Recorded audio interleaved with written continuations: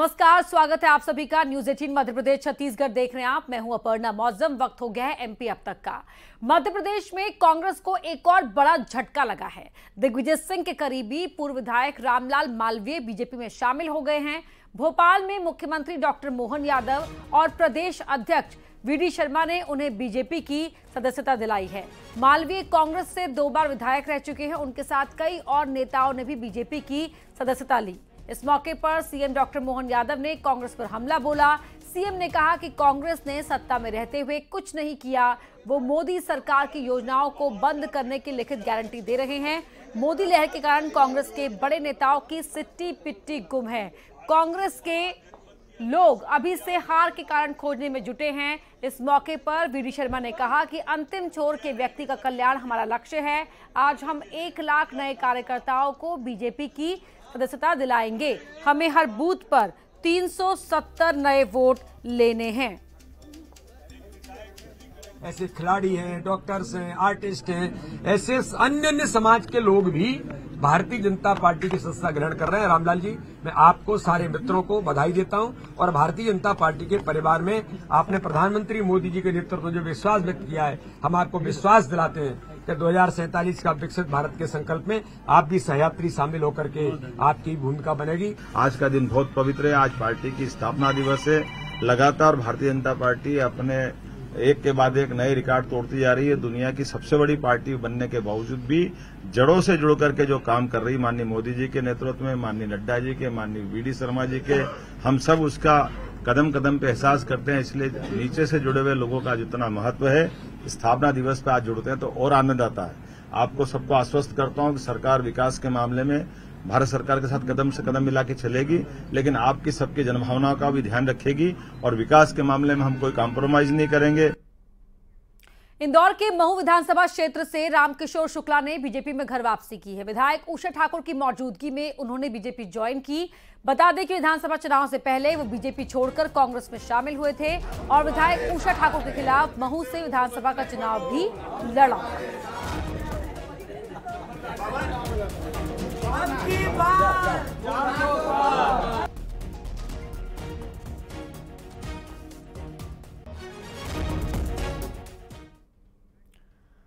मध्य प्रदेश कांग्रेस के अध्यक्ष जीतू पटवारी के बयान पर बीजेपी ने पलटवार किया है। प्रदेश मीडिया प्रभारी आशीष अग्रवाल ने कहा कि लोग लगातार पार्टी छोड़ रहे हैं और जीतू पटवारी गैर जिम्मेदाराना बयान दे रहे हैं। इससे साफ है कि जीतू पटवारी पूरी कांग्रेस के नहीं बल्कि जीतू पटवारी कांग्रेस के अध्यक्ष है। देखिए, सबसे पहले तो इससे ज्यादा गैर जिम्मेदाराना बयान कांग्रेस के अध्यक्ष के द्वारा हो ही नहीं सकता था कि उनकी पार्टी का एक वरिष्ठ पूर्व विधायक छोड़ता है जिसको वो स्वयं स्वीकारते हैं अच्छा व्यक्ति है, पर उसका वो ठीक रहा किसी दूसरे नेता दिग्विजय सिंह पे फोड़ देते हैं। यह स्पष्ट दर्शाता है कि ना तो जीतू पटवारी असल कांग्रेस के अध्यक्ष हैं, वे सिर्फ जीतू पटवारी कांग्रेस के अध्यक्ष हैं और उनकी लड़ाई दिग्विजय कांग्रेस और कमलनाथ कांग्रेस से निरंतर चल रही है। ये पहले दिन से ही स्थापित है। प्रदेश में लोकसभा चुनाव के लिए सभी 29 सीटों पर बीजेपी कांग्रेस के बीच मुकाबले की तस्वीर साफ हो गई है। प्रदेश की बाकी बची 3 सीटों पर भी कांग्रेस ने उम्मीदवारों के नामों का ऐलान कर दिया है। ग्वालियर से पूर्व विधायक प्रवीण पाठक, मुरैना से पूर्व विधायक सत्यपाल सिंह सिकरवार और खंडवा से नरेंद्र पटेल को टिकट दिया है। तो इंतजार था कि इन बची हुई 3 सीट्स पर कांग्रेस कब अपने प्रत्याशियों के नाम का ऐलान करती है। आखिरकार औपचारिक घोषणा कर दी गई है। किस किस के नाम सामने आए हैं वो हम आपको बता रहे हैं कि खंडवा से नरेंद्र पटेल का नाम, ग्वालियर से प्रवीण पाठक का नाम, मुरैना से सत्यपाल सिंह सिकरवार के नाम पर पार्टी ने मुहर लगाई है।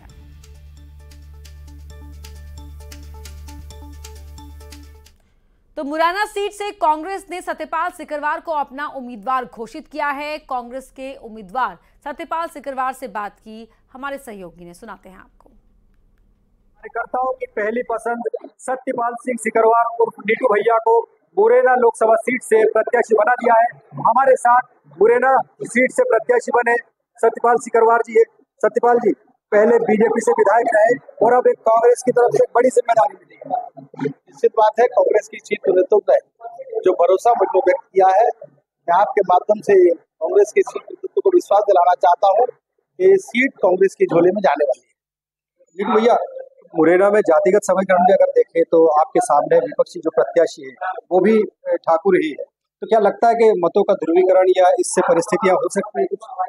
देखिए, मेरे पिताजी ने अपनी जो राजनीतिक यात्रा प्रारंभ की वो समाजवादी आंदोलन से प्रारंभ की, और मेरे पिताजी ने कभी हम सब लोगों को ये नहीं सिखाया कि हम जात पात के भेद में पड़े। वहीं ग्वालियर से कांग्रेस ने प्रवीण पाठक को मैदान में उतारा है। कांग्रेस के उम्मीदवार प्रवीण पाठक से खास बातचीत की न्यूज 18 की टीम ने, सुनवाते हैं आपको। सही, लेकिन जिस नाम की सबसे ज्यादा चर्चा थी प्रवीण पाठक के तौर पर अपने प्रत्याशी को उतार दिया है। प्रवीण जी देर से उतारा, लेकिन प्रत्याशी आपके चैनल के माध्यम से अपने ग्वालियर के सभी परिजनों के स्नेह और आशीर्वाद के लिए मैं धन्यवाद देना चाहूंगा। शीर्ष नेतृत्व का भी आभार इसलिए करना चाहूंगा कि उन्होंने मुझ पर ग्वालियर से भरोसा जताया है, और मुझे पूरा विश्वास है कि जिस प्रकार से उन्होंने भरोसा जताया है, ग्वालियर का एक एक कार्यकर्ता, हमारे नेता उनकी उम्मीदों पर खरे उतरे। सिंधिया जी, नरेंद्र सिंह तोमर, भारत सिंह, तमाम बड़े नेता हैं जो आपके सामने हैं, कितनी बड़ी चुनौती है ग्वालियर? रावण रथी अरथी रघुवीरा, देख विभीषण हुए अधिका। ग्वालियर का एक एक व्यक्ति प्रवीण पाठक की इस लड़ाई को, सत्य की लड़ाई को लड़ेगा, और मुझे पूरा विश्वास है कि हम लोग इस जंग पे विजयी होंगे। होगा कि आखिरकार कांग्रेस को इसमें कितनी कामयाबी मिलती है। सुशील कौशिक, न्यूज 18 ग्वालियर। वहीं खंडवा से कांग्रेस ने नरेंद्र पटेल को अपना प्रत्याशी बनाया है। नरेंद्र पटेल का नाम आने के बाद बीजेपी के उम्मीदवार ज्ञानेश्वर पाटिल ने क्या कुछ कहा, सुनवाते हैं आप।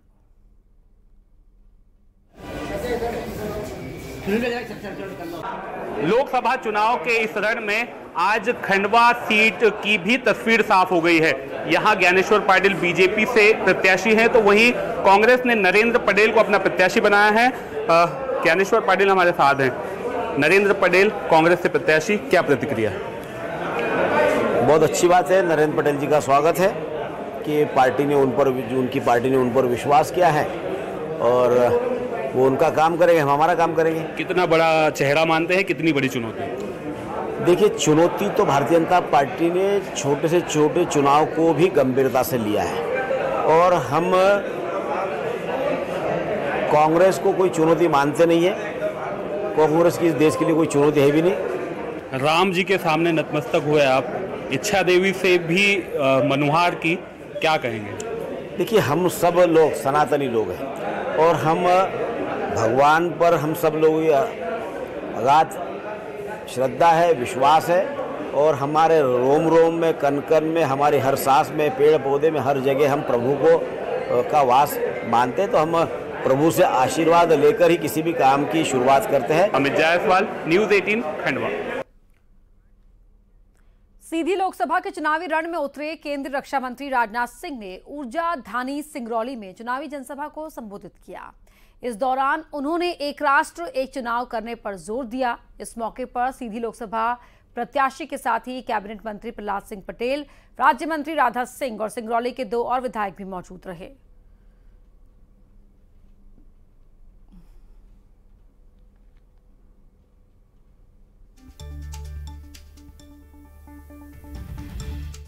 का रहने वाला हूं। जब भी मध्य प्रदेश के लोगों के साथ हमारा मिलना जुलना होता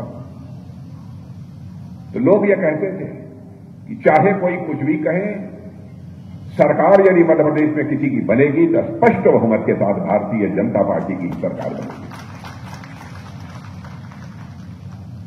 और सचमुच आप लोगों ने करिश्मा किया। मैं मध्य प्रदेश की जनता के प्रति आभार व्यक्त करना चाहता हूं। उन्होंने भारतीय जनता पार्टी की झोली विधानसभा चुनाव में भर दी। अब फिर से लोकसभा का चुनाव प्रारंभ हो गया 4 महीने के बाद ही। मेरा यह मानना है और हमारी पार्टी का भी यह मानना है, बार बार चुनाव का होना, कभी किसी साल किसी एक राज्य में चुनाव हो रहा है विधानसभा का, फिर दूसरे साल दूसरे राज्य में हो रहा है, कुछ ही महीनों के बाद तीसरे राज्य में हो रहा है। यह सिलसिला लगातार चलता रहा है आजाद भारत में। हम लोगों का मानना है कि यह सिलसिला बंद होना चाहिए। प्रधानमंत्री मोदी के बयान पर कांग्रेस प्रदेश अध्यक्ष जीतू पटवारी ने तंज कसा है। कहा है कि पीएम ने रोजगार की बात की थी, सबसे बड़ा बेरोजगार देश बन गया। कहा कि बीजेपी ने सबसे बड़ा करप्शन किया है। तो वहीं प्रदेश बीजेपी के महामंत्री रजनीश अग्रवाल ने जीतू पटवारी के बयान पर पलटवार किया।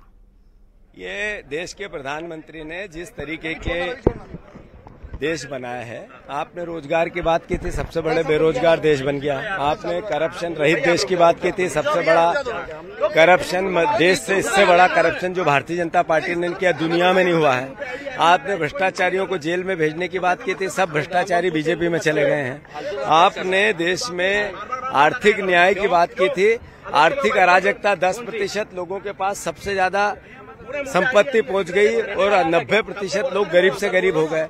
कोविड की यातनाएं देश भुला नहीं है। ये पाप उनके हैं, बीजेपी के हैं।